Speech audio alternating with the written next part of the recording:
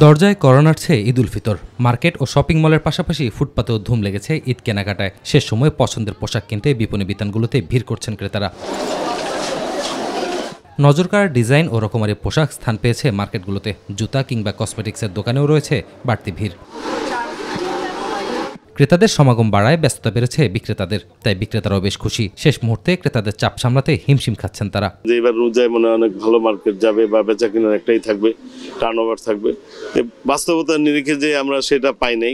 বেচা কিনা প্রথম দিক থেকে মোটামুটি আলহামদুলিল্লাহ।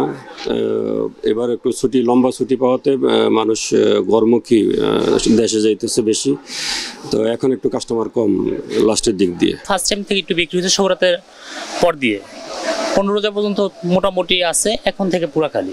এবারে যে অন্যান্য বারের থেকে এবার বেশি হয়েছে আপনার, কারণ করোনা তো 3 বছর আপনার সেল হয় নাই, তো এখন এই বছর প্রচুর সেল হয়েছে আমাদের। অধিকাংশ মানুষই এসেছেন পরিবার পরিজন নিয়ে। কেউ শার্ট, কেউ পাঞ্জাবি, কেউ থ্রি পিস, কেউ শাড়ি, জুতা কিংবা প্রসাধনীর দরদাম করছেন, কিনেও নিচ্ছেন। আমি কিনেছি আমার আম্মু, ছোট বোন, আমার ভাই, সবার জন্য। সব কেনাকাটা শেষ, শুধু হিজাব কিনতে আসছি।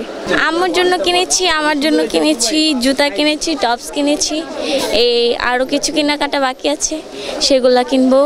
লাস্টে একটু টুকটাক ইয়ারিং রিং এগুলা আর কি। ঈদে বিপণী বিতানগুলোতে ক্রেতা বিক্রেতাদের নিরাপত্তায় রাজধানীর সকল মার্কেটেই রয়েছে আইনশৃঙ্খলা বাহিনীর সতর্ক অবস্থান। মহিবুল কাদের, মাই টিভি, ঢাকা।